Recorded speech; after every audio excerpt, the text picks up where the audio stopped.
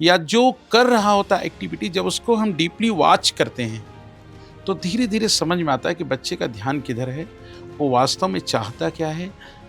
उसी के अनुरूप हमें काम करना चाहिए। बच्चा जो बनना चाहता है, जिस दिशा में जाना चाहता है, उस दिशा में उसको जाने देना चाहिए। एक वैज्ञानिक कारण है, अगर अभिभावक अपने बच्चे को 9 बजे सुलाना चाहते हैं तो उन्हें 7 बजे भोजन देना होगा। जो लोग 9 बजे भोजन देते हैं बच्चों को, रात्रि भोज पे ले जाते हैं, उन्हें नींद 11 बजे आएगी।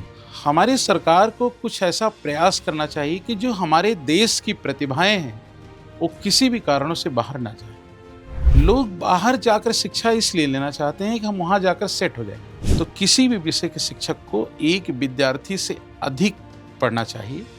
जब तक वो पढ़ेगा नहीं तब तक वो बच्चों को सिखा नहीं सकता। पूरे देश में सभी निजी स्कूल हों चाहे गवर्नमेंट स्कूल हों, बिल्कुल सबकी बुक एक होनी चाहिए। जो बच्चों में आप देखना चाहते हो उसको आपको स्वयं करना है, तभी वो बच्चों से निकल करके सामने आएगा। समय से उठना, समय से सोना, ये बच्चों को सिखाना बहुत ज़रूरी है कि बच्चों को कंफर्ट जोन से बाहर निकालें, नहीं तो हमें एक दिन पछताना होगा होगा होगा।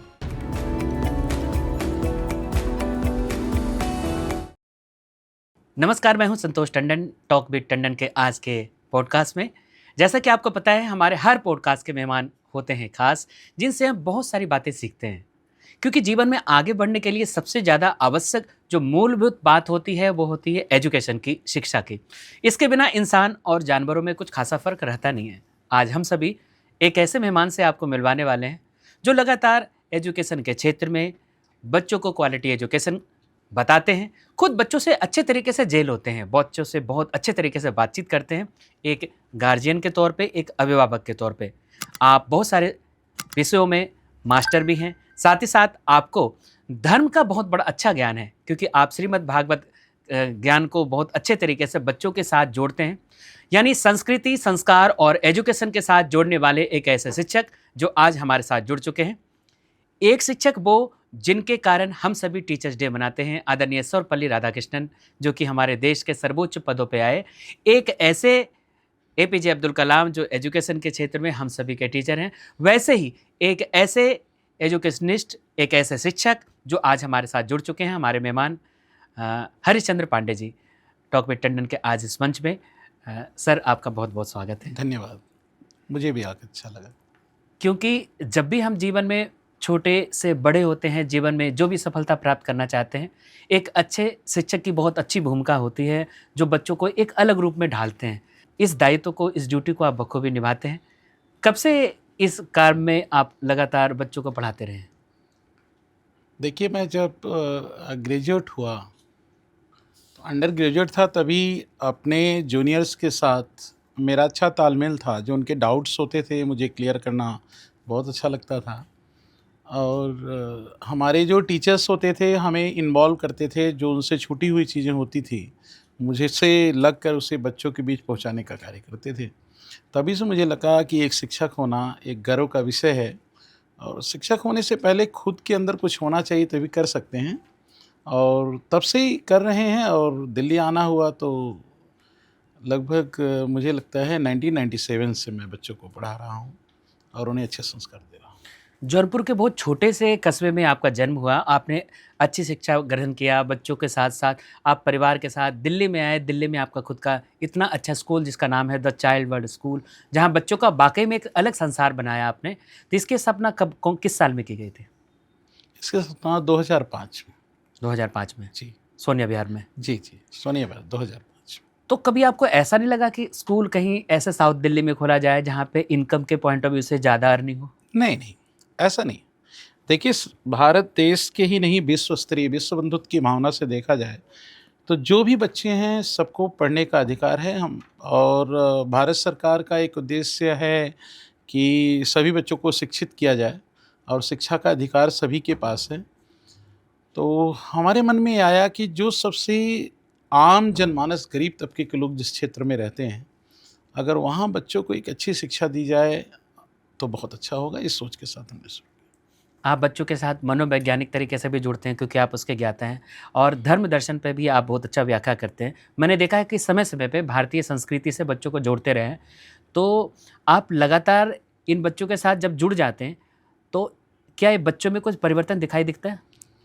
बिल्कुल दिखता है। देखिए, शिक्षा जो है वो संस्कार एक आधार है जिस पर शिक्षा चलती है, और शिक्षा एक आधार है जिस पर संस्कार चलता है, एक दूसरे के पूरक है। वह शिक्षा निरर्थक है, वर्थलेस है, जिसके साथ संस्कार न जुड़ा हो। तो संस्कार और शिक्षा दोनों को जोड़कर आगे बढ़ाना बहुत अच्छा है। जो बच्चे आज के हमारे बच्चे कल के भविष्य हैं, और उनका संस्कार जितना अच्छा होगा, समाज का निर्माण अच्छा होगा, परिवार का निर्माण अच्छा होगा, समाज में अच्छे लोग होंगे जैसे आप हैं। आपके अच्छे संस्कार आज कहाँ से कहाँ लोगों को पहुँचा रहे हैं। आपके माध्यम से हमारी बातें जनता तक, लोगों तक, समाज तक पहुँच रही हैं।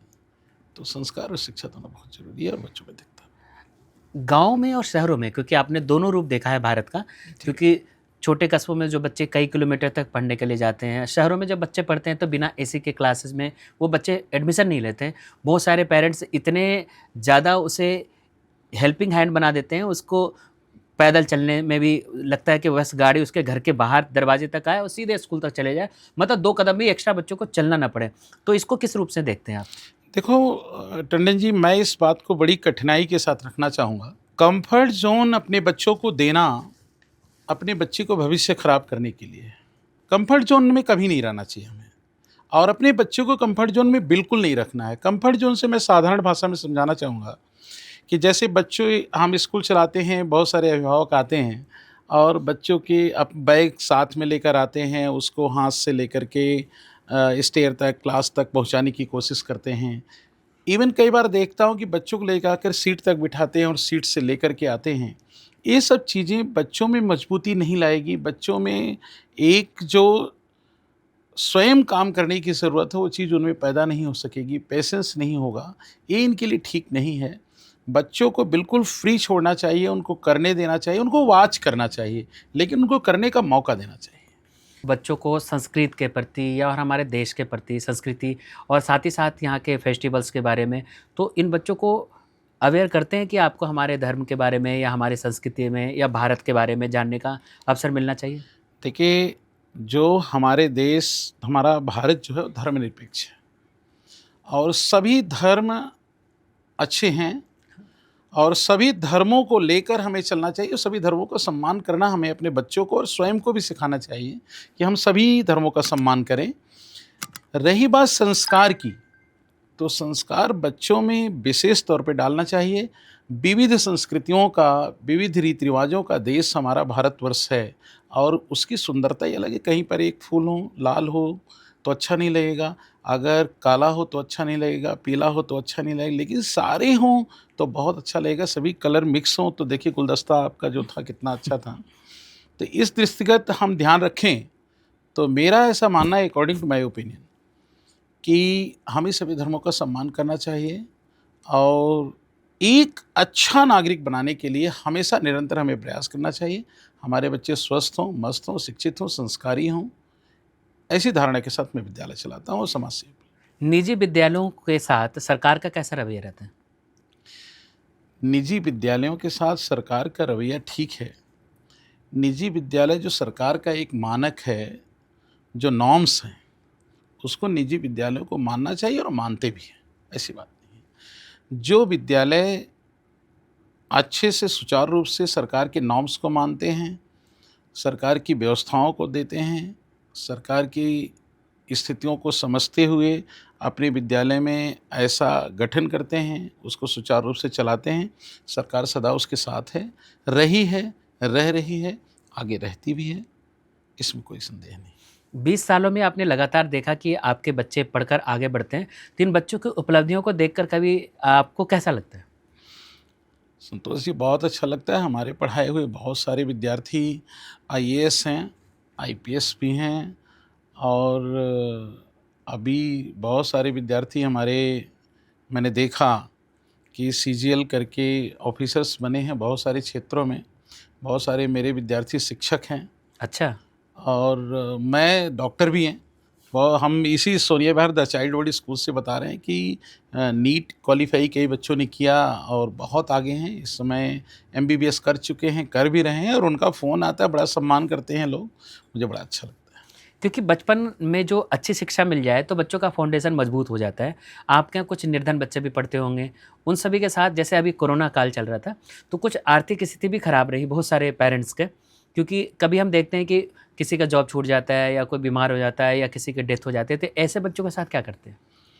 जो कोरोना काल के दौरान की बात करेंगे, अब आप प्रश्न पूछे हैं, वैसे डिस्क्लोज़ करने की बात नहीं, लेकिन फिर भी मैं कुछ न कुछ पर्दा डालते हुए बात रखना चाहूँगा।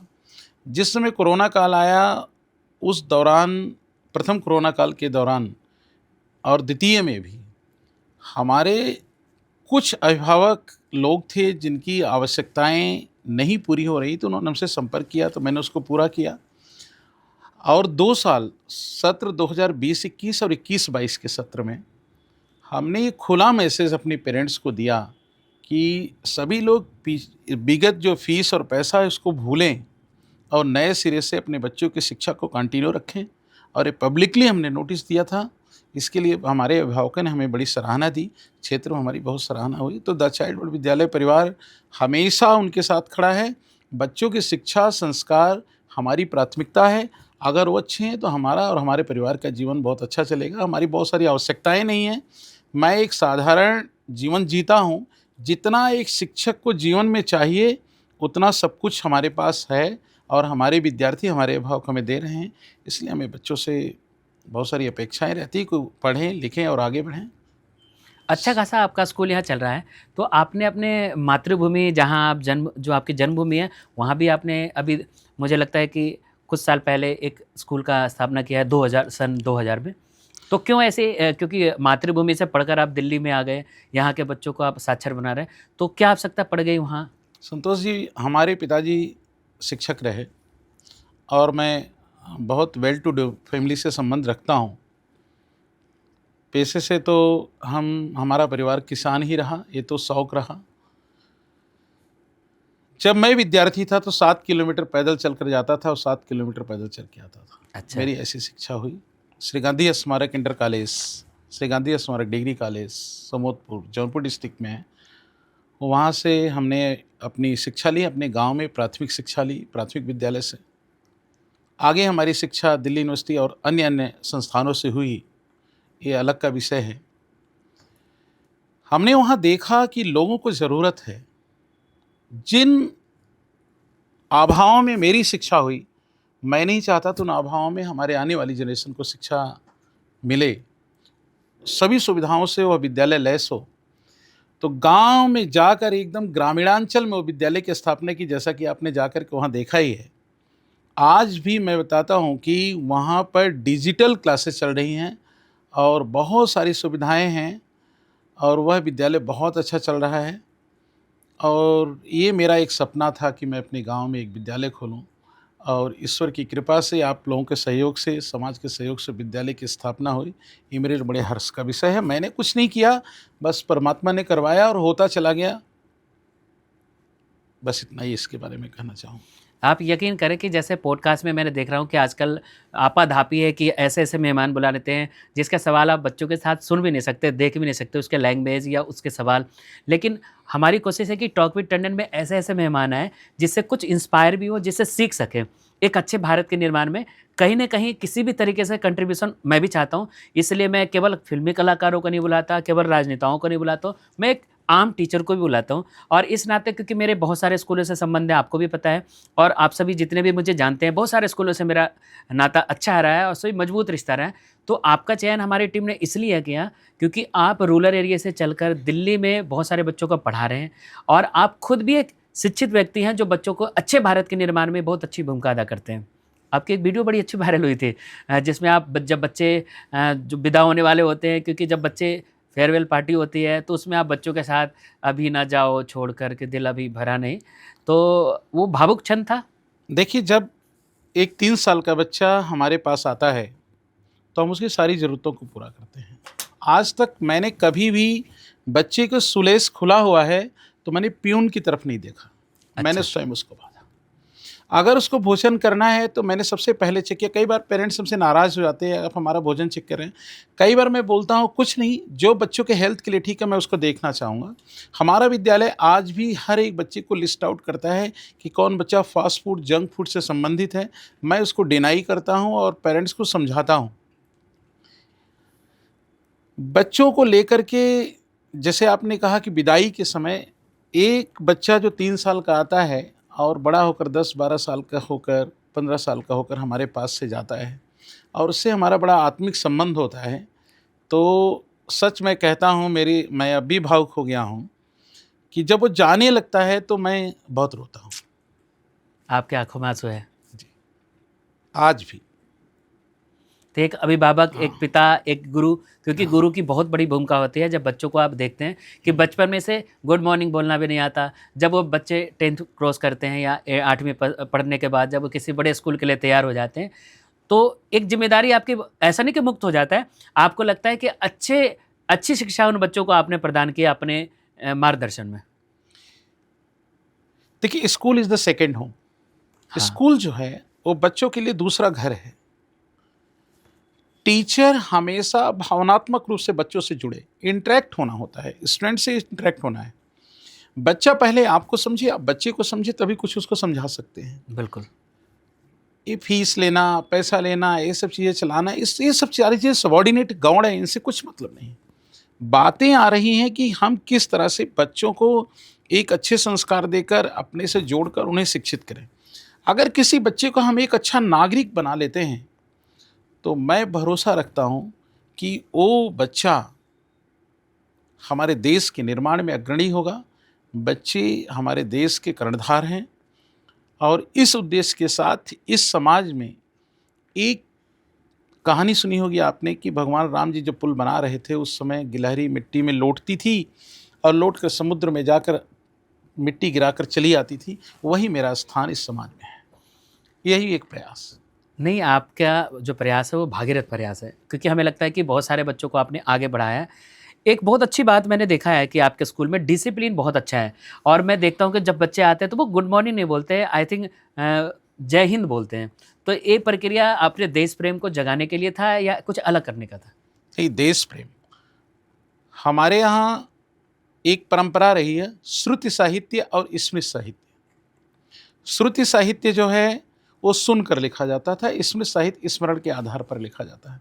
जो हमने हमारे पूर्वजों ने हमें ट्रांसफ़र किया, हमें उसे अपने बच्चों में ट्रांसफ़र करना है। देश की इम्पोर्टेंस को अगर हम नहीं बताएँगे बच्चों को तो कैसे जानेंगे? हमारा देश जो हिंदुस्तान है, उसके लिए अगर बच्चा जय हिंद बोलता है, इसका मतलब राष्ट्र के प्रति वो समर्पित है। उसके प्रति संस्कार, स्वानुशासन, हमारे अंदर स्वयं अनुशासन होगा, हम बच्चों में अनुशासन करेंगे। क्योंकि जो विद्यार्थी होता है, वह अनुकरणीय चीज़ों को देखता है, अनुकरण करता है किसी चीज़ को। बिल्कुल। अगर हम ऐसे करके बैठे हैं तो थोड़ी देर बाद बच्चा ऐसे करके देखेगा। अगर आपका बच्चा घर में है तो जाके देख लीजिएगा। अगर आप ऐसे करके बैठे हैं तो थोड़ी देर बाद वैसे करके बैठेगा। हम बच्चों को सच में कुछ करके सिखाना नहीं चाहते, बल्कि उन्हें बताकर उन्हें सिखाना चाहते हैं। ये हमारी सबसे बड़ी भूल है। जो अभिभावक होते हैं, जैसे आपने बोला जंक फूड को आप लगातार रेगुलर चेक करते हैं, टिफ़िन में बच्चे कोई कुरकुरे तो नहीं ला रहा है या कोई भी ऐसा चीज़ नहीं ला रहा, तो जब आप पेरेंट्स को बुलाकर समझाते हैं, तो क्या वो आपकी बातों से सहमत होते हैं या बोलते हैं कि नहीं सभी तो ब्रेड ही खाते हैं, सब तो ये? नहीं, नहीं, पूर्णतः असहमत होते हैं। कुछ कुछ समस्याएँ होती हैं, कभी हेल्थ का, कुछ का, तो मैं उन्हें एक चीज़ कहता हूँ, जिस दिन आपको हेल्थ का इश्यू है, हमें मैसेज करें, व्हाट्सएप करें, हम उनके साथ लंच शेयर करेंगे, लेकिन आप जंक फूड ना अच्छा। दें। यस। जैसे आपका विद्यालय इतने सालों से चल रहा है, एक बहुत बड़ी ख़ास अभी समस्या है, क्योंकि जैसे टेक्नोलॉजी का फ़ायदा एडवांटेज भी है तो डिसएडवांटेज भी है। क्योंकि मैंने देखा है आजकल बच्चे मोबाइल में ज़्यादातर घुसे रहते हैं, उससे कैसे छुड़ाया जा सकता है बच्चों मैं को? इसका सख्त विरोध करता हूँ। अच्छा। सख्त विरोध करता हूँ, स्वयं के जीवन में भी और बच्चों को लेकर भी। अभिभावकों को समय-समय पर मैं मीटिंग करके समझाता हूँ कि आप मोबाइल फ़ोन को ना छूने दें। कई बार अभिभावक कहते हैं मेरा बच्चा मोबाइल यूज़ करता है, सर इसको समझाएँ या इन्हें देखें। तो मैं उसे एक ही संदेश देना चाहूँगा आपके पॉडकास्ट के माध्यम से कि एक दिन एक प्रयास करें कि घर में बच्चों के साथ बैठें तो आप बुक लेकर बैठें और बुक के पन्ने पलटें।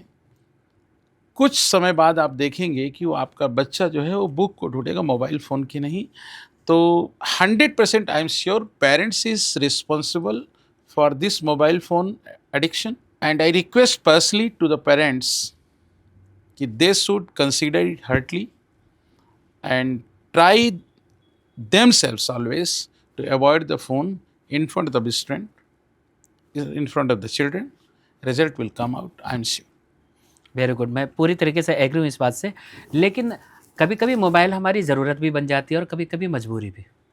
देखिए, ज़रूरत तो है और मजबूरी है, लेकिन बच्चों के लिए क्या मजबूरी है?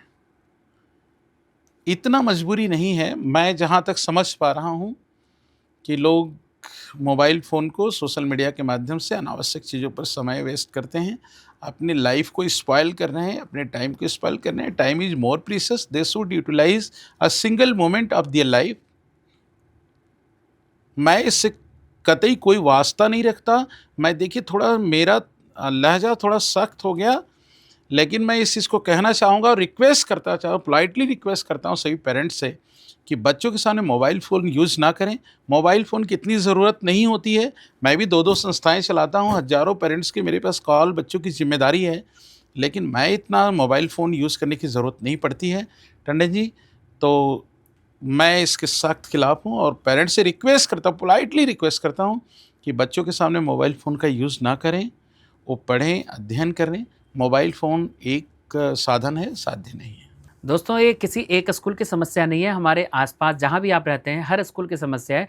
और ये जो भी टिप्स आज हरिश्चंद्र पांडे जी दे रहे हैं वो हर घर में एप्लीकेबल है। हमें लगता है आप अमल कर सकते हैं। जब आप खुद किताब निकालेंगे तो बच्चे भी मोबाइल छोड़कर धीरे धीरे किताबों की तरफ श्योर, दौड़ेंगे। ज़रूर।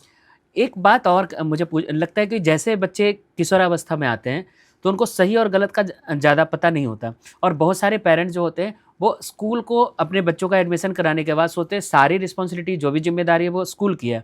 वो बच्चों के साथ जेल नहीं होते, बच्चों के साथ बैठते नहीं हैं और खुद का व्यवहार अच्छा नहीं रखते, घर में भी एटमॉस्फेयर अच्छा नहीं होता। तो ऐसे क्या कभी पीटीएम मीटिंग में आप पेरेंट्स को भी कुछ गाइड करते हैं? बहुत बार ऐसा होता है, होती पीटीएम मेरी इसलिए।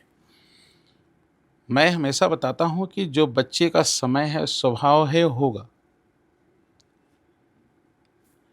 समय-समय पर अभिभावक को बच्चों को बहुत पोलाइटली लीड करना चाहिए।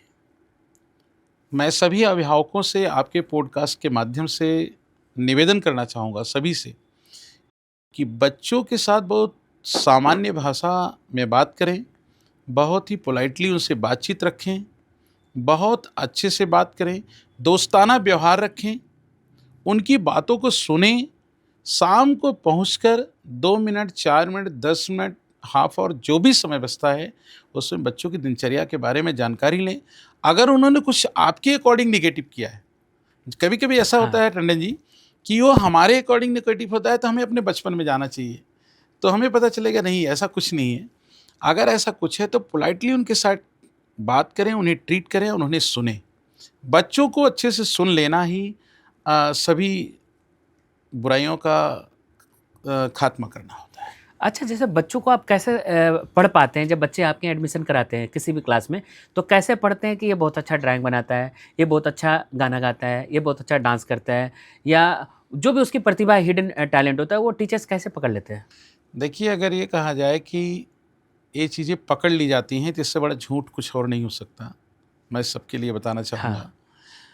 जैसे जब बच्चा हमारे साथ रहता है, अचानक कुछ पकड़ में नहीं आता, लेकिन कुछ समय जब हमारे साथ बिताता है, बातें करता है, उसके जीवन से, उसके टेस्ट के बारे में, उसके इंटरेस्ट के बारे में जब हम बातें करते हैं, या जो कर रहा होता है एक्टिविटी, जब उसको हम डीपली वॉच करते हैं, तो धीरे-धीरे समझ में आता है कि बच्चे का ध्यान किधर है, वो वास्तव में चाहता क्या है, उसी के अनुरूप हमें काम करना चाहिए। बच्चा जो बनना चाहता है, जिस दिशा में जाना चाहता है, उस दिशा में उसको जाने देना चाहिए और उसी तरफ उसको बढ़ने देना चाहिए। बस बच्चे का संस्कार अच्छा हो, वो बहुत आगे निकल जाएगा। खुद को आप देखिए, किस तरह से आपने प्रयास करके, अपनी मेहनत से कहाँ तक अपने आप को पहुँचाया है। ये कोई पोस्ट नहीं है, कोई पद नहीं है, ये कोई एग्ज़ाम आपने नहीं दिया है। आपकी जिस तरफ प्रतिभा गई, आप उसको उस तरफ लगाते गए, डिवोशन रहा आप में, आज देखिए आप कहाँ से कहाँ पहुँचे हैं। हम लोगों को आपके माध्यम से अपनी बात रखने का अवसर मिल रहा है। इसके लिए तो बहुत बहुत धन्यवाद देना चाहूँगा टंडन जी आपको, और यही मेरा प्रयास है कि अभिभावक को इस तरह से इस दिशा में कार्य करना चाहिए। कभी-कभी बच्चों के साथ ज़्यादा सख्ती रखते हैं, तो कभी-कभी दुष्प्रभाव भी होता है। मैंने अभी कुछ दिन पहले दैनिक जागरण में पढ़ा था कि एक बच्चे ने सुसाइड सिर्फ़ इसलिए कर दिया कि उसके हाथ से उसकी मम्मी का फ़ोन गिर गया था, स्क्रीन टूट गया था। उसे डर हुआ कि मम्मी उसे डाँटेगी, पीटेगी, मारेगी, और उसने सॉरी मम्मी लिख के उसने सुसाइड कर लिया। तो ऐसी घटनाओं को कैसे रोका जा सकता है? आई स्ट्रिक्टली ये बात कहना चाहूँगा कि किसी भी कीमत पर बच्चों के साथ हमारा व्यवहार फ़ियरलेस होना चाहिए।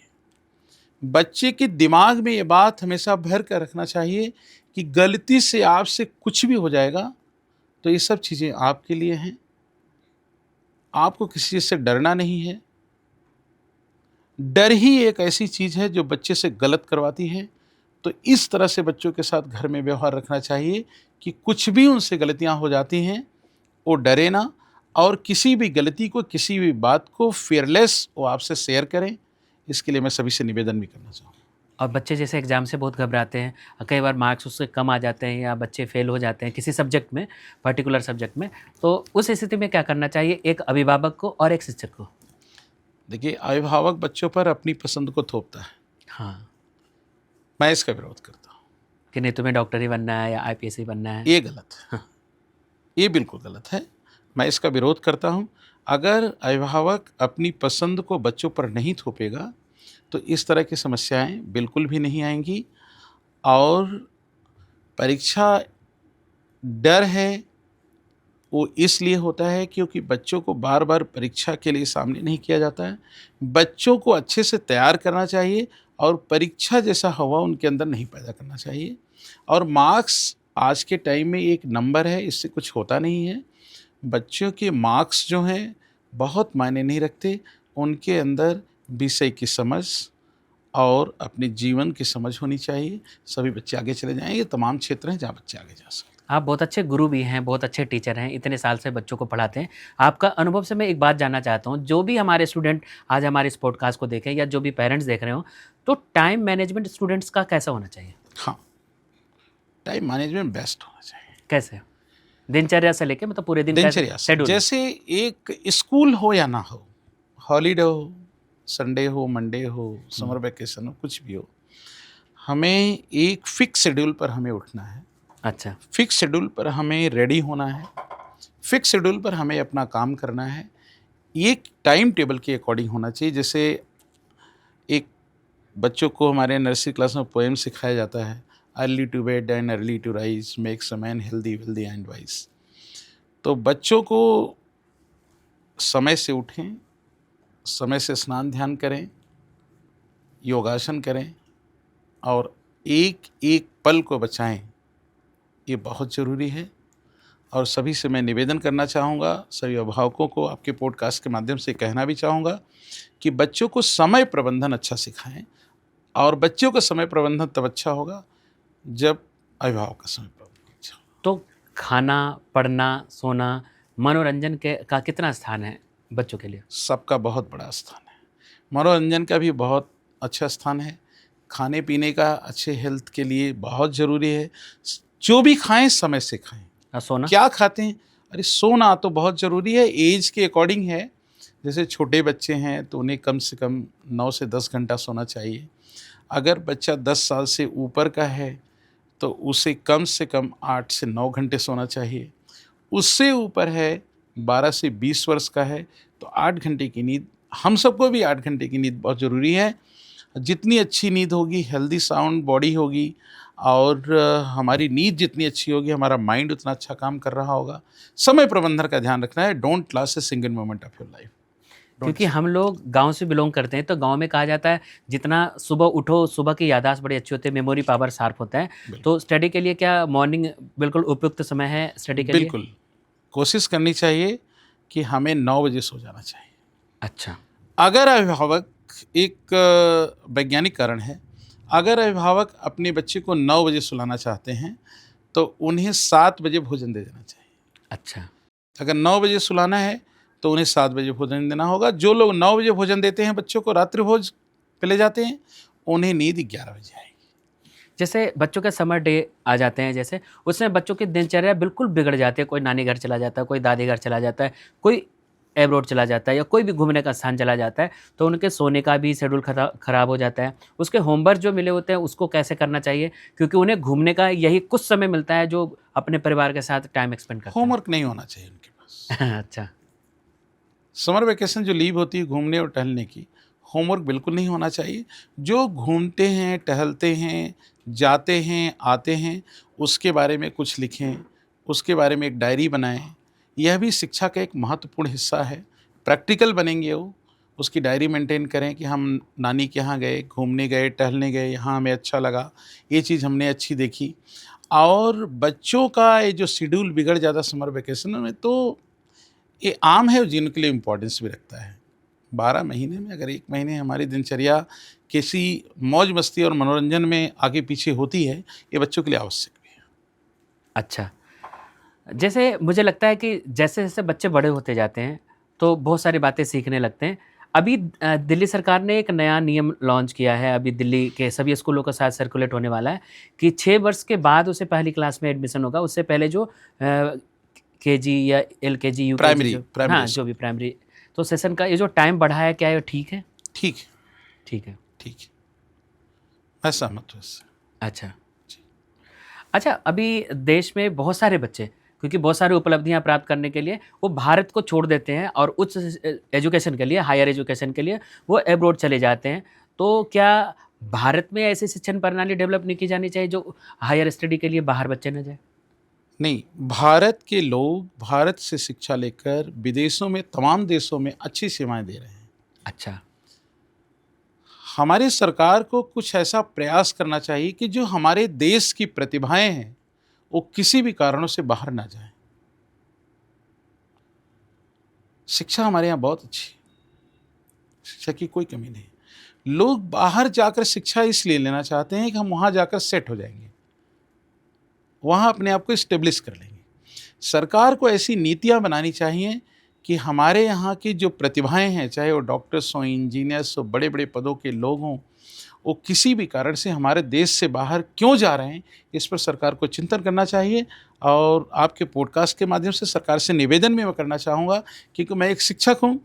कोई ऐसा नागरिक नहीं होगा जो शिक्षक से बचकर कहीं गया होगा, चाहे मैं हूँ, कोई अन्य रहा हो। किसी ने मेरे जैसे बच्चों की, चाहे वो हमारे प्रधानमंत्री महोदय क्यों नहीं रहे हों, हमारे जैसे शिक्षक ने उनकी उँगली पकड़ के लिखना सिखाया होगा।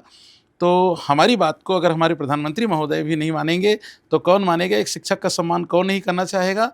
और आशा करता हूँ हमारी बात अगर उन तक पहुँचेगी तो बात को मानेंगे, जिन राजनेताओं तक पहुँचेगी मानेंगे, राजनयिकों तक जाएगी मानेंगे। उनको किसी भी कीमत पर हमारे देश की प्रतिभा को हमारे देश में रोकना चाहिए। मैंने देखा है कि मन की बात में माननीय प्रधानमंत्री बहुत सारे टीचर से भी रूबरू होते हैं, बातचीत करते हैं। यहाँ तक कि मैंने देखा है, ऐसा पहला प्रधानमंत्री देखा है, क्योंकि वो बच्चों की जब पाठशाला करते हैं कि बच्चों को कैसे स्ट्रेस कम करना है, एजुकेशन जैसे ही उनका परीक्षा एग्ज़ाम आने वाला हो, तो बच्चों को खुलकर बात करते हैं कि देखो आप 10वीं 12वीं में जा रहे हो, तो दिमाग में टेंशन मत लेना, बल्कि अच्छे से पढ़ना। तो ऐसा प्रधानमंत्री हमें मिला है कि देश के बच्चों को एक अच्छी दिशा देने की तरफ आगे बढ़ाता है। तो क्या ऐसा सार्थक प्रयास है मोदी जी का? मोदी जी ने बचपन से ही देश की सेवा की है। देश और समाज को, गरीब तबके से लेकर बड़े स्तर के लोगों को बड़े करीब से देखा है। वो हर ज़रूरतों को समझते हैं, हर बच्चे की, बड़े की, छोटे की ज़रूरतों को समझते हैं। एक युग पुरुष हैं। और मेरे कार्यकाल में, मेरे जीवन में इतना समझदार और सुलझा हुआ प्रधानमंत्री हमने नहीं देखा, जहाँ तक मेरी समझ रही। अगर कोई रहा हो तो नहीं, तो मैं अपनी समझ की बात कर रहा हूँ। मेरा किसी पर कोई कमेंट नहीं है, मेरी समझ के अनुसार। तो मोदी जी तो बस उनके बारे में मैं निःशब्द हूँ, उनके कार्य के बारे में निःशब्द हूँ। वो तो बहुत अच्छा कर रहे हैं। सोशल मीडिया के दुष्प्रभाव से स्टूडेंट्स को कैसे बचाया जा सकता है? सोशल मीडिया के दुष्प्रभाव से बचने के लिए जो मोड है उससे दूर किया जाए। अच्छा। मोड, जो चीज़ कहाँ से आती है उसको रोका जाए। सोशल मीडिया कहाँ से कनेक्ट हो पाएंगे बच्चे? मोबाइल आईपैड से फ़ोन या से, मोबाइल से? आईपैड से। उससे उनको दूर रखा जाए, सोशल मीडिया से दूर रहें। उनको आपके बुक यहाँ से, एजुकेशन में बच्चों को कंप्यूटर सिखाए जाते होंगे? हाँ, अरे बहुत कुछ। हमारा तो कंप्लीट डिजिटल स्कूल है। अच्छा। कंप्यूटर तो एक छोटी चीज़ रह गई। डिजिटल स्कूल है, क्लासेस में डिजिटल बोर्ड लगे हुए हैं, उसके माध्यम से बच्चों को बहुत अच्छी जानकारी देते हैं। हमारे यहाँ बहुत सारे अच्छे टीचर्स हैं जो कंप्यूटर साइंस के एक्सपर्ट्स हैं, वो टाइम टाइम पर अलग अलग हम बुलाते हैं। और हमारे पास एक बहुत अच्छी टीम है जिसमें हम एक नाम लेना चाहेंगे जो हमारे बहुत अच्छे शुभचिंतक हैं, डॉक्टर अरुण प्रकाश जी। अच्छा। डॉक्टर अरुण प्रकाश जी हमारे विद्यालय के संरक्षक हैं और उनकी सूझबूझ, उनकी समझ, उनकी पकड़ बहुत बड़ी है। बहुत अच्छे लेखक हैं। शिक्षा के क्षेत्र में बहुत कुछ उन्होंने किया है डॉक्टर अरुण प्रकाश जी ने। आप सब कुछ मैं उनके बारे में डिस्क्लोज़ नहीं करना चाहता। बहुत कुछ ऐसा है कि उनके बारे में जो मैं यहाँ बैठ कर के डिस्क्लोज़ नहीं कर पाऊँगा कि वो देश के लिए क्या कर रहे हैं। मैं सदा आभारी हूँ, बहुत कुछ उनसे सीखता हूँ। उम्र में मुझसे छोटे हैं, लेकिन उनका सहयोग बराबर बना रहता है। तो डॉक्टर अरुण प्रकाश जी अगर हमें सुन रहे हों, तो मैं थैंक यू बोलना चाहूँगा कि आपसे बहुत कुछ सीखने को मिलता है और देश समाज के लिए आप बहुत कुछ कर रहे हैं। हमें लगता है हमारे पॉडकास्ट में मैं निवेदन ज़रूर करूँगा कि डॉक्टर अरुण प्रकाश जी जैसे लोग हमारे साथ जुड़ें। वो ऐसे शिक्षाविदों से हम बहुत कुछ सीखते हैं। टंडे जी, मैं आपसे शायद मैं पहले बोल गया, क्षमा चाहता हूँ। आपका प्रश्न पूरा नहीं होने दिया। कोई बात। टंडे जी, मैं थोड़ा ज़्यादा उत्सुक हो गया उनके नाम से। तो मैं इस पॉडकास्ट के माध्यम से संतोष जी की तरफ से मैं आमंत्रित करना चाहूँगा डॉक्टर अरुण प्रकाश जी को कि एक बार यहाँ आप अवश्य आएँ और ससम्मान आपको लाया जाएगा और उनका आना यहाँ के लिए बड़े सौभाग्य की बात होगी। बड़े ऊँचे स्तर के व्यक्तित्व है। और हमारे दर्शकों को भी अच्छा लगेगा कि कुछ ऐसे गुणी व्यक्ति से मिलकर बहुत अच्छा लगता है। एक छोटा सा सवाल है, जैसे हम लोग फास्ट रखते हैं, उपवास रखते हैं, कई मुस्लिम जो साथी हैं वो रोज़ा रखते हैं, तो वैसे एक दिन नो स्क्रीन डे भी नहीं रखा जा सकता? बच्चों को प्रेरित नहीं किया जा सकता कि आप एक दिन स्क्रीन से दूर रहो, मतलब वो टीवी हो, एलसीडी हो, मोबाइल हो या कुछ ऐसा? बहुत अच्छा सुझाव है आपका। मैं अपने दोनों विद्यालय में, अभी 1 जुलाई से विद्यालय खुल रहा है। चलिए वो तो दूर है काफ़ी, आफ्टर 7-8 डेज़, 9 डेज़ है। मैं कल ही मैसेज सर्कुलेट करता हूँ और डिक्लेयर करता हूँ कि यह दिन नो स्क्रीन डे होगा वेरी गुड। और नीचे लिखूँगा कि यह सुझाव जो है श्रीमान संतोष टंडन जी का है और ये संदेश लोगों तक जाएगा, ज़रूर जाएगा। हमें लगता है ये पॉडकास्ट अगर उन स्कूल के साथियों को तक पहुंच पा रहा हो तो आप ज़रूर कोशिश करें। एक छोटा सा प्रयास तो करें, एक सार्थक प्रयास होगा नो स्क्रीन डे का, क्योंकि हमारी आंखें, हमारी रेटिना भी खराब होते जा रही है। लगातार हम मोबाइल फ़ोन में घुसे रहते हैं, बहुत सारे रील्स को स्क्रॉल करते रहते हैं। तो एक दिन हम खुद भी अपने मोबाइल फ़ोन से, अपने टेलीविज़न से या कंप्यूटर स्क्रीन से दूर रहेंगे, बहुत मज़ा आएगा। एक दिन हम अपने लिए खुद जी सकते हैं। ऐसे हमने कोरोना काल में भी देखा कि जो लोग बाहर के बहुत सारे फास्ट फूड खाते तो वो घर में बहुत सारे व्यंजन महिलाएं बनाने लगी। आपके घर में भी होता होगा? ऐसा ही हुआ और काफ़ी कुछ महिलाओं ने सीखा और घर में खाने को मिला। एक आदत तो हुई, कोरोना ने बहुत कुछ छीना, हाँ। लेकिन बहुत कुछ दिया, बहुत कुछ दिया। बहुत कुछ छीन लिया, हाँ। कितने परिवार सूने हो गए, बहुत कुछ हुआ, बहुत बुरा भी हुआ, लेकिन बहुत कुछ सीखा। एक डिसिप्लिन लाइफ, क्या खाना है, कैसे रहना है, आहार-विहार जीवन में कोरोना ने सिखाया। सच में कोरोना ने किसी के अपनों को खोया, किसी को अपनों से छीना और किसी के सपनों को छीना। तो हमें लगता है बहुत सारी चीज़ें हमने कि कम खर्चे में शादी विवाह किया जा सकता है, ज़रूरी नहीं कि बहुत सारी संख्या बुलाएं। ऐसे बहुत सारी चीज़ थे कि बिल्कुल नियर एंड डियर के करीब रहें, लोग परिवार के साथ आए, कम खर्चे में भी जीवन को जिया जा सकता है। आपकी दिनचर्या कैसे शुरू होती है? देखिए, हमारी दिनचर्या, विद्यालय है तो आप जानते हैं हमें अर्ली उठना होता होगा और अगर मैं यह कहूँ कि मैं भी थोड़ा योगा करता हूँ, टहलता भी हूँ, तो शायद मुझे देख कर के हमारे दर्शकों को इतना फ़ील नहीं होगा कि मैं सही बोल रहा हूँ, लेकिन ऐसा है कि मैं घूमने टहलने का शौक़ रखता हूँ और सुबह उठ कर के टहलना, घूमना ये सब भी पसंद करता हूँ। सुबह उठ कर के हम जैसे गर्म पानी, नारियल पानी पीना बहुत पसंद करते हैं। मुझे अच्छा। बहुत पसंद है नारियल पानी सुबह उठ कर के पीना। उसके बाद फ्रूट्स खाना मुझे बहुत पसंद है, पूरी फैमिली के लोगों को भी खिलाना चाहता हूँ। उसके बाद उठ कर के सबसे पहले मैं चाहता हूँ कि स्नान ध्यान करके पूजा पाठ हो, उसके बाद सारा कार्यक्रम आगे बढ़ता जाए। साथ में बच्चों के साथ मैं ऑफ़िस में बैठना पसंद नहीं करता। Being as a head of the school, I don't like to sit in my office. I always like to utilize my single moment with our children, with our student. लोग कहते हैं कि आपको एक बेटा है, 2 बेटा है।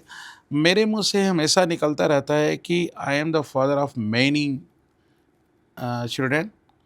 तो क्योंकि फादर मीन्स मेरा सेंस ये है, मैं अपनी बात को सुधारना चाहता हूँ। एक होता है फादर, एक होता है गॉड फादर। तो मैं उन बच्चों के लिए गॉड फादर जैसा हूँ जो शिक्षा दे और उन्हें आगे बढ़ाए। तो मैं महसूस करता हूँ कि मेरे पास बहुत सारे बच्चे हैं जो मेरे अपने हैं, जिनको मैं पढ़ा रहा हूँ। जिनको नहीं भी पढ़ा रहा हूँ उनके प्रति मेरी फीलिंग अच्छी है। मैं उनके लिए भी यही बात रखूँगा कि वो भी मेरे बच्चे जैसे हैं और सब हमारे अपने हैं। ये सारे बच्चे मेरे अपने हैं और उनके बीच समय बिताता हूँ। समय बिताने, पढ़ाने का मुझे बहुत शौक़ है। पढ़ाने और पढ़ने का मुझे बहुत शौक़ है और सीखूँगा तभी बच्चों को सिखा सकूँगा। और I like to sleep early. अच्छा। I go to bed early. I get up early in the morning. ये मेरी दिनचर्या है। मुझे लोगों से अधिक बात करना पसंद नहीं, अनावश्यक विषयों पर। ये मेरी दिनचर्या का अहम हिस्सा होता है। मैं ज़्यादातर समय अपनी चिंतन में, अपने समय में बिताना पसंद करता हूँ। परिवार के साथ अधिक समय देना पसंद करता हूँ और आपको भी मैं बहुत पसंद करता हूँ। आप बहुत अच्छे हैं। आपके साथ समय बिताना मुझे अच्छा लगता है और ऐसा ही है। कौन सा किताब पढ़ना ज़्यादा अच्छा लगता है? कौन सी किताब? हाँ, ऐसा कैसे कह सकते हैं कि कौन सी किताब? मतलब कोई ऐसा कोई फेवरेट सब्जेक्ट होता है हर इंसान का? कोई स्टोरी सुनता है, कोई पढ़ता है, कोई धार्मिक पढ़ते हैं, मतलब कुछ अलग-अलग टॉपिक्स होते हैं। मनोविज्ञान पर लिखी हुई किताबें मुझे बहुत पसंद हैं, अच्छा। जो जनरल किताबें हैं। बचपन में जब आप स्टूडेंट रहे, तो आपका कोई ऐसा फेवरेट टीचर रहे जिनको अभी भी याद करते हैं कि उन्होंने मुझे डाँटा, उन्होंने मुझे समझाया, एक अच्छा राह दिया? मेरे स्कूल के प्रिंसिपल थे अच्छा। डॉक्टर रणजीत सिंह जी। बहुत ही वेल डिसिप्लिन्ड प्रिंसिपल रहे।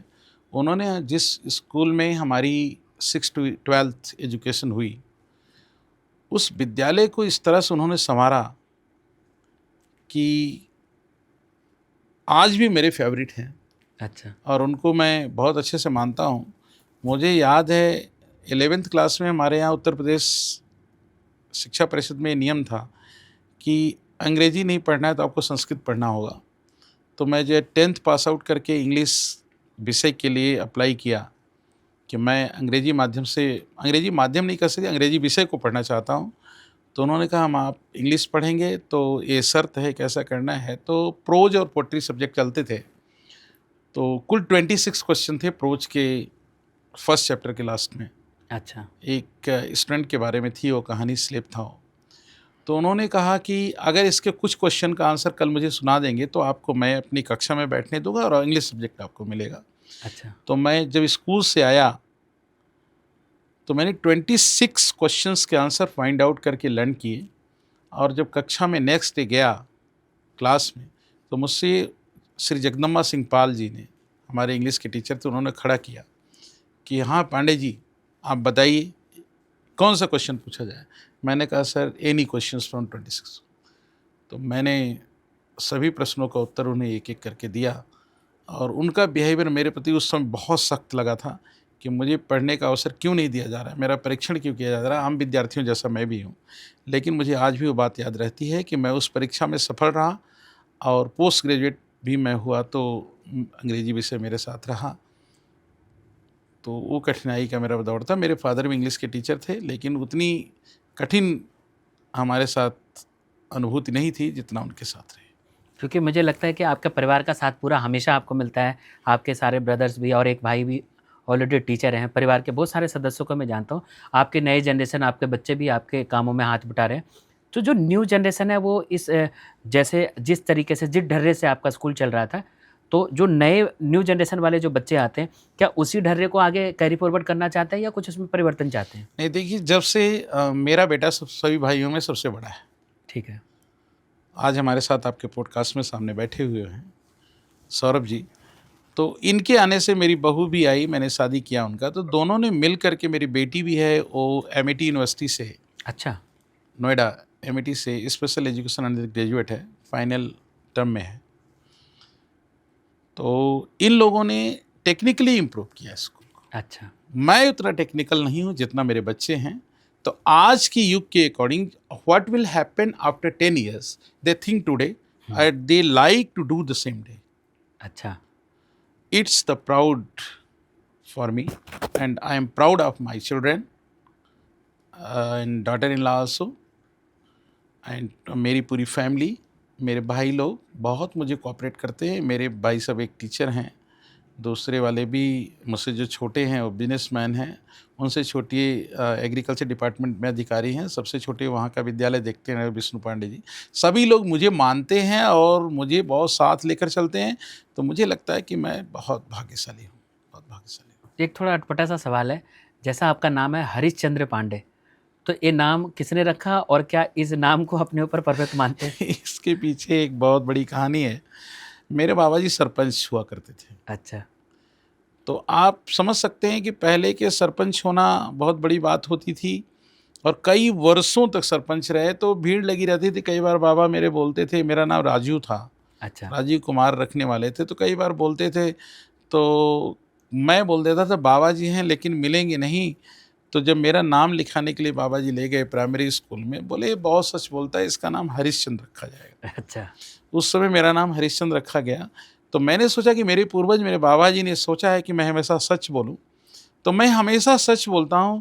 और मेरा सच ऐसा है कि मेरे कई बार अपने भी हमसे नाराज़ हो जाते हैं, लेकिन अब 50 वर्ष पीछे छूट चुका है, आने वाला कुछ समय शेष है, तो मैं शायद उतना सच तो नहीं हूँ जितना नाम सच है, लेकिन आज के अकॉर्डिंग मैं बहुत सच्चा इंसान चलिए, बहुत अच्छा एक अलग सा वाक़या मुझे पता चला और अच्छा लगता है क्योंकि बहुत सारे नाम का एक मतलब, एक संदेश होता है जो आपके नाम के साथ हूँ। जी, समाहित है। जैसे एक अच्छे टीचर में क्या ऐसे गुण होना चाहिए? क्योंकि देखो गाँव के टीचर अलग थे, वो निस्वार्थ भाव से आपको पढ़ाते थे जी। और शहरों में बहुत सारे स्कूल हैं, केवल ना कि आपका स्कूल, और भी बहुत सारे स्कूल हैं। तो टीचर में वह क्या टैलेंट, वो क्या गुण होना चाहिए? क्योंकि गुरु के बिना ज्ञान भी नहीं मिलता और गुरु भी उसे ही बनाना चाहिए जिसमें कुछ गुण हो। तो ऐसे कैसे हम पहचानेंगे कि हमारे लिए एक अच्छे गुरु साबित होंगे? शिक्षक को पहले स्वाध्यायी होना चाहिए, आजीवन उसे एक विद्यार्थी के रूप में रहना चाहिए। अच्छा। टाइम टू टाइम हर चीज़ें चेंज हो रही हैं, नए-नए विषय, नई-नई टेक्नोलॉजी, नए-नए सब्जेक्ट्स, नए-नए चेंजेस आ रहे हैं। तो किसी भी विषय के शिक्षक को एक विद्यार्थी से अधिक पढ़ना चाहिए। जब तक वो पढ़ेगा नहीं, तब तक वो बच्चों को सिखा नहीं सकता। उसे अधिक प्रैक्टिकल होकर स्वाध्यायी होना चाहिए, वेल डिसिप्लिन्ड होना चाहिए, शब्दानुशासन होना चाहिए। शब्दानुशासन से मेरा तात्पर्य है सभी अनुशासन में एक अनुशासन, एक आयाम, एक हिस्सा है, वो है शब्दानुशासन। शब्दों पर अनुशासन होना चाहिए और जितना अध्ययनशील होगा बच्चों को उतना सिखाएगा। और समाज में एक शिक्षक का बड़ा अस्तित्व है, तो शिक्षक का रहन-सहन, बोल, भाषा, आचार, व्यवहार सब एक उत्कृष्ट क्वालिटी का होना चाहिए। विद्यार्थी को के प्रति उसकी एक अच्छी समझ होनी चाहिए। पढ़ने का अधिकार सबको है, धन देकर भी, धन ना देकर भी। तो सभी बच्चों को पढ़ाने के प्रति उसे समर्पित होना चाहिए। मेरा सभी से यही निवेदन है। जो टीचर जैसे जो हमारे बच्चों को पढ़ाते हैं, उसकी चयन प्रक्रिया कैसे होती है स्कूल में? जब कोई आपके स्कूल में कैसे उनका चयन करते हैं कि हाँ, ये अनुकूल है हमारे स्कूल के लिए, बच्चों के लिए? न्यू जो शिक्षक के टीचर्स का, हाँ। देखिए, जब शिक्षक हमारे यहाँ इंटरव्यू के लिए आते हैं, तो मैं सबसे पहले उनसे एकेडमिक के बारे में कोई बात नहीं करता, क्योंकि मैं जनरली जानता हूँ जो टीचर्स के लिए आ रहा है, टीचर की पोस्ट के लिए आ रहा है, कि ही या शी इज़ कम्प्लीटली क्वालिफाइड। वो बीएड होगा, सीटेट होगा, डीएलएड होगा, सीटेट क्वालिफाइड होगा। ये तो मेरा एक मानक है, सरकार के मानक के अकॉर्डिंग ही टीचर से अपॉइंट करते हैं। डीएलएड सीटेट हो, चाहे दूसरे स्कूल हुआ बीएड सीटेट है, तो वो होना मस्ट है। प्लस पहला मेरा क्वेश्चन ही होता है कि आप टीचर क्यों बनना चाहते हैं? हाँ, क्योंकि इसमें पैसे बहुत कम मिलते हैं। कहा सब ऐसा कुछ है। जाता है। तो जैसा उत्तर आता है उसी के अकॉर्डिंग हम चयन करते हैं। उनके इंटरेस्ट को चेक करते हैं कि क्योंकि बच्चों के प्रति उनका इंटरेस्ट है कि नहीं, बच्चों के लिए सेवा भाव है कि नहीं। अगर मुझे लगता है कि बच्चों को पढ़ाने में उनका इंटरेस्ट है, तो मैं इसको प्राथमिकता देता हूँ। आपका कोई ऐसा विज़न है जो चाहते हैं कि अभी आने वाले समय में उसे अप्लाई किया जाए स्कूल को चलाने के लिए? हाँ, मैं अपने विद्यालय के माध्यम से बात कहना चाहता हूँ, सबके लिए नहीं, कि मैं विद्यालयों में बच्चों को एक इस स्तर तक विद्यालय को अपने ले जाना चाहता हूँ कि मेरा बच्चा नर्सरी क्लास में एडमिट हो और वो हायर एजुकेशन लेकर मेरे विद्यालय से जाए और हमारे कैंपस से ही बच्चों का सिलेक्शन हो और उनका जीवन आगे का शुरू हो। ये मेरी इच्छा है। इसके बीच में बहुत सारे उतार चढ़ाव आयाम हैं जिसको डिस्कस करना समय की प्रतिबद्धता भी होती है आपके साथ। हाँ। तो इसलिए बहुत कुछ नहीं कहा जा सकता, लेकिन ये कहा जा सकता है कि एक बच्चा हमारे यहाँ इतना बड़ा आए और सफल होकर आगे निकल जाए, यहाँ तक जाने की मेरी इच्छा है। जैसा कि आप जानते ही हैं कि मैं बहुत सारे विद्यालयों से टच में रहता हूँ, अलग अलग स्कूल के कैंपस में जाता भी हूँ, विजिट भी करता हूँ। मैंने एक स्कूल का नाम, वैसे मैं नाम लूँ या न लूँ, एक विद्यालय है जिसको मैं बहुत पर्सनली बहुत सालों से जानता हूँ, नाम मैं ले लेता हूँ। सिल्वर लाइन प्रेस्टीज स्कूल है जो कि गाज़ियाबाद में है। मैं उस स्कूल में गया तो वहाँ के जो मैनेजमेंट है, जैसे आपसे अच्छी मित्रता है वैसे उनके साथ अच्छी मित्रता है। मैं कार्य प्रणाली को मैं बताना चाह रहा था कि वहाँ बच्चों को कैसे हाथ से कुम्हार की तरह मिट्टी बनाने का मशीन लगा हुआ है, जहाँ बच्चे उसमें पॉट बना सकते हैं, मशीन लगा हुआ अत्याधुनिक। वहाँ पे जितने भी खराब कागज़ होते हैं उसे गलाने के बाद उसे रीडेवलप करके उसको पेपर बनाने के बाद उसका कटिंग करके डायरी और जो पैकिंग मटेरियल्स होते हैं वो बनाने की शिक्षा दी जा रही है थोड़े बड़े बच्चों को। साथ ही साथ वहाँ पे 3D मॉडल बनाना, जैसे किसी को स्पाइडरमैन पसंद है, किसी को सुपरमैन पसंद है, तो वो क्रिएट करता है, वो मशीन से 3D आर्किटेक्ट बन के तैयार हो जाता है, बिल्कुल स्ट्रक्चर पूरा। और साथ ही साथ वहाँ पे बच्चों को अलग अलग ऐसे एजुकेशन, जैसे वहाँ पे ऐसे स्टूडियो बनाए गए हैं, वहाँ पे क्रोमा, एनिमेशन, गाने बनाना, ऐसे बहुत सारी चीज़ें। तो हमें लगता है बच्चे स्वावलंबी भी हो जाएंगे इस क्षेत्र में आने के बाद। कोई ड्राइंग बनाने वाले बच्चों के भी स्थान बनाए, तो इस तरफ भी बच्चों को ले जाना चाहिए विद्यालयों को। सबसे पहले मैं आपके माध्यम से मिली जानकारी के माध्यम से जन जी को बहुत बहुत धन्यवाद देना चाहता हूँ और उनकी मानसिक उत्कृष्टता के लिए मैं अनुशंसा भी करता हूँ, प्रशंसा भी करता हूँ।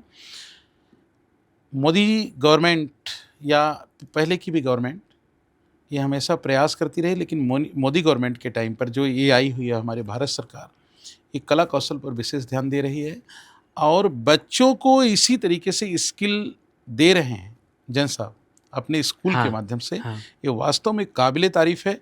अगर कभी मौका मिले तो मुझे अवश्य वहाँ ले चलें। मैं आपकी बात से जो जानकारी मिली मैं बहुत प्रेरित हूँ और मैं 100% प्रयास ही नहीं, आपको ऐसा करके दिखाने की कोशिश करूँगा कि एक दिन जैसे जैन साहब के बारे में आप चर्चा कर रहे हैं, मेरे बारे में भी करें। चलिए एक और छोटा-सा मेरा, क्योंकि आप मेरे से बहुत बड़े हैं, अच्छे शिक्षक भी हैं, तो मुझे लगता है कि जैसे जब बच्चे क्लास में पास आउट होते हैं, पास आउट होने के बाद जब उनके बुक्स जो होते हैं, तो नेक्स्ट जो बच्चे आ रहे हैं उस क्लास में आ रहे हैं, मान लो 7th के बच्चे 8th में आए, तो 8th में आने वाले जो बच्चे हैं, मतलब अपने प्रीवियस क्लास के जो आपके बुक्स हैं, वो अगर नए स्टूडेंट को दे दिया जाए, उसके कुछ पॉइंट रखा जाए मार्क्स की, आपने साफ़ सुथरे बुक्स देना है, तो उन बच्चों को कुछ मार्क्स मिला जाए और नए वाले बच्चों को बहुत सस्ते में बुक मिल जाएगा। तो जो गरीब तबके के जो बच्चे हैं जिसको नए बुक लेने में थोड़ी असुविधा हो, तो उसके लिए एक अच्छा प्रयास हो सकता है। सरकार से मैं एक बात कहना चाहूँगा, निवेदन करना चाहूँगा कि पूरे देश में सभी निजी स्कूल हों, चाहे गवर्नमेंट स्कूल हों, बिल्कुल। सबकी बुक एक होनी चाहिए हाँ, और इसका सख्ती से पालन होना चाहिए। तभी ये चीज़ संभव है जो आप कह रहे हैं हाँ। और तभी यह सब कुछ होना संभव हो पाएगा। और निवेदन करूँगा सरकार से कि एक बुक, एक शिक्षा प्रणाली चलनी चाहिए, चाहे वो निजी विद्यालय हों, चाहे वो सरकारी संस्थाएँ हों, तभी आपका जो कहना है ये सार्थक हो पाएगा और उसमें मेरी बढ़-चढ़ कर अहम भूमिका रहेगी। एनसीईआरटी ज़्यादा अच्छा है या सीबीएसई? देखिए, एनसीईआरटी में एक चीज़ आपको क्लियर करना चाहूँगा, एनसीईआरटी की पुस्तकें सीबीएसई में चलाई जाती हैं अच्छा। और एनसीईआरटी एक बहुत बड़ी संस्था है और वास्तव में निसंकोच बहुत अच्छी है, नो डाउट्स। तो अभी दिल्ली सरकार जो पहले थी, केजरीवाल की सरकार, तो उन्होंने स्कूल ऑफ एक्सीलेंस उन्होंने बनाया कि एक अलग तरीके का शिक्षा पद्धति उन्होंने डेवलप किया। वैसे वो फेलियर हो गए क्योंकि बाद में फिर अभी नई सरकार जो आई है तो उसको क्योंकि बहुत सारे बच्चों को दिक्कत आ रही थी, क्योंकि उसमें था बच्चों को क्या लेना है और उसी अकॉर्डिंग उनके अलग-अलग सेंटर्स थे, जिसमें डेवलप किया गया कि बच्चे उसमें परफॉर्मिंग आर्ट्स में जाना चाह रहे हैं या वो पर्यावरण के लिए जाना चाह रहे हैं। तो ये अच्छा प्रयास था या नहीं था? देखिए, प्रयास उनका अच्छा था लेकिन बहुत जल्दी किया उन्होंने। अच्छा, तैयारी नहीं थी पूरी। धीरे धीरे करना चाहिए था। एक स्कूल से इसको चेक करना चाहिए था, 2 स्कूल से चेक करना चाहिए, एक साथ 30 से 40 स्कूलों पर ये चीज़ डाल देना ठीक नहीं रहा। लेकिन प्रयास, सोचने का प्रयास, आगे बढ़ने का उनका प्रयास ठीक था, लेकिन थोड़ा जल्दी किया, इसलिए उसमें पूर्ण सफलता नहीं मिली। और आशा करता हूँ कि जो आगे की सरकार है भारतीय जनता पार्टी की दिल्ली में, उनसे भी निवेदन है कि इसको और अच्छा करके ज़मीनी स्तर पे आगे करेंगे और इसमें एडमिशन की जो प्रक्रिया है उसमें थोड़ा और सहज बना करके देखेंगे। एज ए टीचर मैं न कि कॉम आपके स्कूल के लिए, बल्कि कॉमन मैं सभी जितने भी आज हमारे पॉडकास्ट देख रहे हैं दर्शक या उनके पेरेंट्स को 5 ऐसी क्या टिप्स हैं जो देना चाहते हैं, जो अभिभावक अपने बच्चों पे अप्लाई करेंगे और जो स्टूडेंट्स हैं वो अपने आप पे अमल करेंगे? 5। पहले तो जो भी अभिभावक हैं हमारे, उनसे मैं ये कहना चाहूँगा, जो बच्चों में आप देखना चाहते हो उसको आपको स्वयं करना है, तभी वो बच्चों से निकल कर के सामने आएगा। दूसरा, समय से उठना, समय से सोना, ये बच्चों को सिखाना बहुत ज़रूरी है। तीसरा, समय प्रबंधन के साथ साथ शब्दानुशासन पर ध्यान देना बहुत ज़रूरी है। अगर अभिभावक शब्दानुशासन और समय प्रबंधन में रहेंगे तो बच्चे भी रहेंगे। बच्चों का आहार, विहार, व्यायाम, एक्सरसाइज। चौथा है हमारा ये प्रयास, टिप्स बताया आपने देने के लिए, तो हाँ। चौथे नंबर पर मैं ये कहना चाहूँगा कि बच्चों पर कोई चीज़ थोपे ना, उन्हें हमेशा जैसे हैं वैसा बनने की कोशिश करना चाहिए और उसमें आपको अहम भूमिका निभानी चाहिए। पाँचवाँ और अंतिम, बच्चों को किसी भी कीमत पर, किसी भी शर्त पर कठिनता के साथ उनके साथ बर्ताव ना करें, उनको सुनें, उनके साथ समय बिताएं, नियमित अपनी दिनचर्या में से हाफ आवर समय निकालें, बैठकर सपरिवार बातचीत करें। यही 5 टिप्स मैं इस पॉडकास्ट के माध्यम से देना चाहूँगा। धन्यवाद। आशा है आप सभी जितने भी दर्शक हमें देख पा रहे होंगे आज इस पॉडकास्ट को। आज का मकसद सिर्फ यही था कि किसी एक स्कूल की नहीं, हर घर की ये कहानी है कि बच्चों के साथ कैसे जुड़ें। बच्चों को ये जो टिप्स आज हरिश्चंद्र पांडे जी ने दिया है, मैं बहुत धन्यवाद देता हूँ कि अगर ये बच्चे हमारी इन बातों को अमल करेंगे तो एक अच्छे भारत के निर्माण में आपकी भी बड़ी अच्छी भूमिका होगी। सर, 2 और सवाल हैं मेरे। जी। क्या महँगी फ़ीस और बड़ा स्कूल या बड़े स्कूल स्ट्रक्चर वाले बिल्डिंग में ही अच्छे एजुकेशन मिलते हैं या छोटे स्कूलों में भी?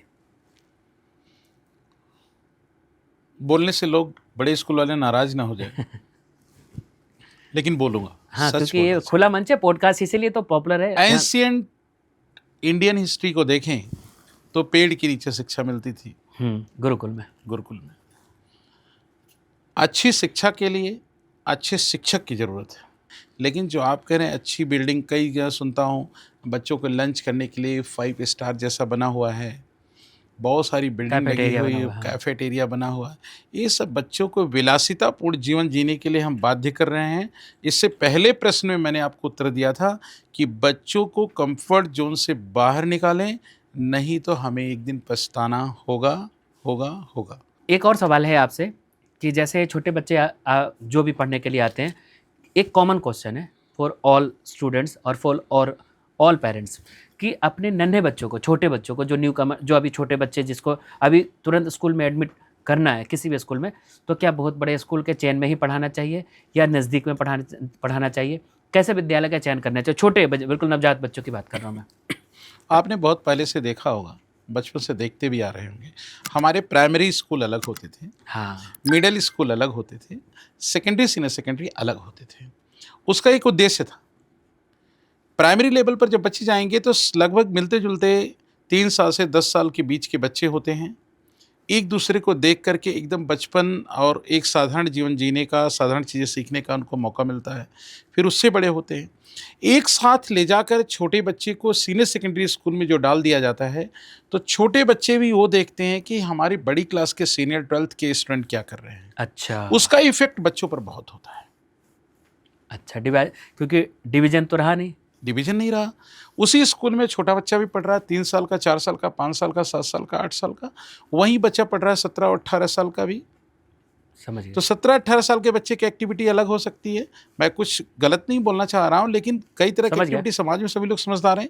छोटे बच्चे जाकर इस चीज़ को देखते हैं। ऐसा नहीं कि मैं यहाँ पर प्राइमरी मिडिल स्कूल चलाता हूँ तो हमें कोई प्रॉब्लम है। मैं सीनियर सेकेंडरी स्कूल भी चलाता हूँ। तो मेरे वहाँ कैंपस में, जहाँ सीनियर सेकेंडरी स्कूल चला रहा हूँ जौनपुर में, वहाँ हमारे कैंपस अलग-अलग है। तो सभी से मेरा निवेदन है कि पहले छोटे बच्चों को प्राइमरी स्कूल में एडमिट करें, अच्छे स्कूल में।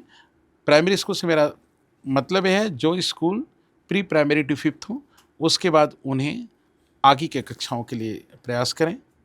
मैं सभी से निवेदन करना चाहता हूँ, उनके अच्छे के लिए होगा। बहुत अच्छा आपने बताया, क्योंकि आप एक टीचर भी हैं। तो हमारे देश के प्रधानमंत्री ने एक स्लोगन दिया था, बेटी बचाओ बेटी पढ़ाओ। तो आज के डेट में साक्षरता के तौर से मैं देखा जा रहा है कि बेटियां भी बहुत अच्छे अव्वल नंबर ला रही है, बहुत अच्छे मार्क्स हासिल कर रहे हैं। तो बेटियां मतलब लड़कियां क्या वाकई में छलांग लगा रही है? देखिए, ऋग्वेद में लिखा गया यस्य नार्यस्य पूजन्ते रमन्ते तत्र देवता। तो यस्य नार्यस्य पूजन्ते रमन्ते तत्र देवता, पूजन्ते का मतलब है आरती दिखाने से मेरा तात्पर्य नहीं है। हाँ, उनको अग्रणी करने से, उनको आगे लाने से है। बेटी बेटे में कोई फ़र्क नहीं है।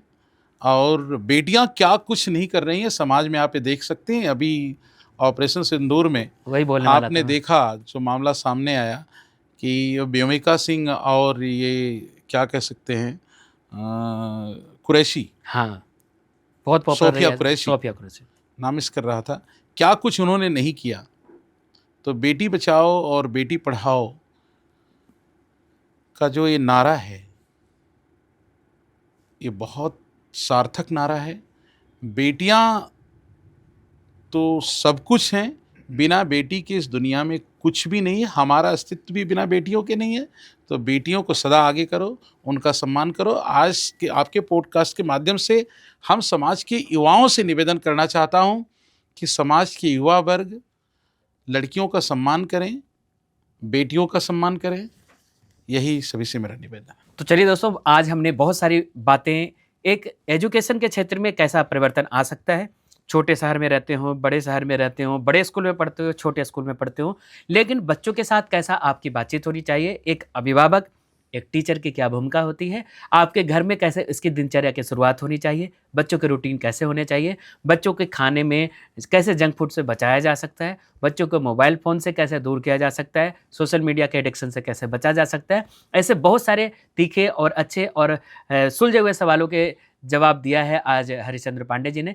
जैसा कि हम सभी सर टॉक विद टंडन में जो भी मेहमान आते हैं, हम सभी जाते-जाते उनसे एक रैपिड फायर करते हैं, जिसमें इमीडिएट आप उन सवालों का, इसे मनोरंजन के वे में भी दे सकते हैं। वैसे एक टीचर हैं तो हमें लगता है आप बहुत सुलझे हुए तरीके से जवाब देंगे। ये हमारी टीम बहुत मेहनत से तैयार करते हैं। तो आपके साथ छोटा-सा रैपिड फायर हो जाए। बिल्कुल तैयार है। स्कूल चलाना पैसों के लिए ज़रूरी है या इज़्ज़त के लिए, नाम के लिए? नाम के लिए, जीवन में डर किससे लगता है? गलत करने से। अगर कोई निर्धन बच्चा आता है या किसी ऐसे बच्चे जो सिंगल पेरेंट वाले बच्चे आते हैं या जिसके अभिभावक की मृत्यु हो गई है या वो पैसे भर नहीं सकता लेकिन पढ़ने में बहुत अच्छा हो, ऐसे बच्चों के साथ कैसी रिवेट करते हैं या कैसा उसका साथ द देते हैं? चाइल्ड वर्ड स्कूल में उनका स्वागत है। बहुत अच्छे। चाय पसंद है या कॉफ़ी? दोनों नहीं। दोनों नहीं। अगर आप, जैसे सर्वपल्ली राधाकृष्णन जी जिनके कारण हम टीचर्स डे मनाते हैं, तो बच्चों को कुछ ज्ञान की बातें तो आप हमेशा सिखाते ही हैं। बच्चों के जन्मदिन में कभी पेड़ लगाने के लिए प्रेरित करते हैं? देखिए, सन 2018 में आप देखें, उठा करके सोशल मीडिया को हमारा, तो मैं पूरे विद्यालय के साथ सोनिया विहार जूरी पुस्ते पार्क में बहुत सारे 1 महीने तक वृक्षारोपण का कार्यक्रम लगातार चलाया था, अच्छा। जिसमें आज भी 17 नीम के पेड़ वृक्ष बन चुके हैं। पूर्णतः वृक्ष बने हुए हैं, 17 वृक्ष, उसको देख सकते हैं। साथ में वृक्षारोपण मेरा बहुत बड़ा इंटरेस्ट है। और दिल्ली के बाहर भी मैंने काम किया। दिल्ली पुलिस में भी कैंपस है यहाँ वज़ीराबाद जा कर के, वहाँ भी हमने लगाया पेड़ों को। और बच्चों को भी बोलते हैं कि आप लोग वृक्षारोपण करें, अपने जन्मदिन पर करें, अपने माता-पिता के जन्मदिन पर करें। वृक्षारोपण करना अनिवार्य है। पर्यावरण है तो हम हैं, नहीं तो हम नहीं हैं। ऐसे कार्यक्रम, जल बचाओ, पर्यावरण बचाओ, इस पे कार्यक्रम हमेशा चलता रहता है। स्कूली टाइम में बच्चों के जो एग्ज़ाम में जो रिज़ल्ट आते हैं, जो नंबर होते हैं, जो मार्क्स होते हैं, वो कितना आवश्यक है हमारे जीवन में? कि आज के टाइम में देखा जाए तो मार्क्स उतना ज़रूरी नहीं है जितना समझ ज़रूरी है विषय की। लेकिन मार्क्स भी विषय की समझ का एक हिस्सा है, तो कोशिश करनी चाहिए कि हमारा अच्छा प्रयास हो। और मार्क्स तो हमारे टैलेंट को दर्शाता है, अगर गंभीरतापूर्वक उसे जाँच किया जाए, तो यदि हम परिश्रम करेंगे तो हमारे मार्क्स अच्छे आएँगे। कभी किसी सब्जेक्ट से आपको डर लगता था? मैथ्स। मैथ से। अगर कोई बच्चा मैथ में फेल हो जाता है या उसमें कंपार्टमेंट लाता है, तो उस बच्चों को कैसे फिर ट्रीटमेंट देते हैं आप लोग? पुनः पढ़ाने का प्रयास करते हैं। डांटते नहीं और हैं? नहीं, बिल्कुल नहीं। डाँटना और शिक्षा का कोई संबंध नहीं है। डाँट और शिक्षा का कोई कॉम्बिनेशन नहीं है। तो अनुशासन क्या है? अनुशासन डाँट नहीं है, अनुशासन एक समझ है। दो और सवाल। जो बच्चे आपके पास आते हैं, उन बच्चों को अपने बेटे की तरह ट्रीटमेंट या बच्चों की तरह ट्रीटमेंट करते हैं या एक स्टूडेंट और टीचर की तरह? बच्चों की तरह। मेरे दोनों बच्चे मेरे स्कूल में पढ़े। अच्छा। मेरे दोनों बच्चे मेरे स्कूल में पढ़े। और आखिरी सवाल, आज टॉक विद टंडन में आकर आपको कैसा लगा?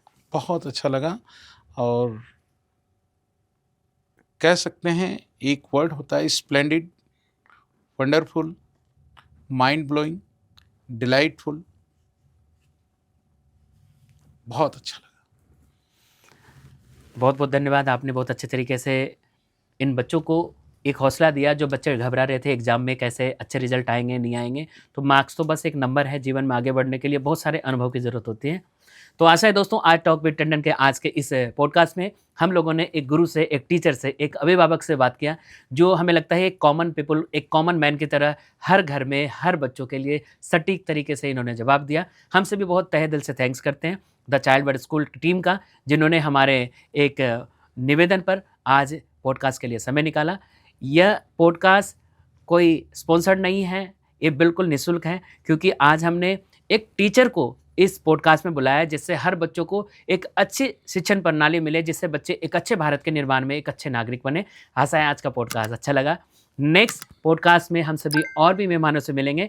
हाँ, टॉक विद टंडन के हर पॉडकास्ट को आप देखते हैं, प्यार देते हैं, आप अपना मैसेज डीएम कर सकते हैं, हमारी इस पॉडकास्ट को देख सकते हैं हर रविवार रात 8 बजे नए मेहमानों के साथ जियो टीवी पर। साथ ही साथ आप हमारे ऑफिशियल यूट्यूब चैनल संतोष टंडन ऑफिशियल पर भी देख सकते हैं। सर से जुड़ने के लिए आप हमें इनबॉक्स कर सकते हैं और हमारी टीम मदद करेगी इनसे बातचीत करने के लिए, आपके नज़दीक आने का। एक बार पुनः आप सभी देखते रहिए talk with Tandon with your friend Santosh Tandon.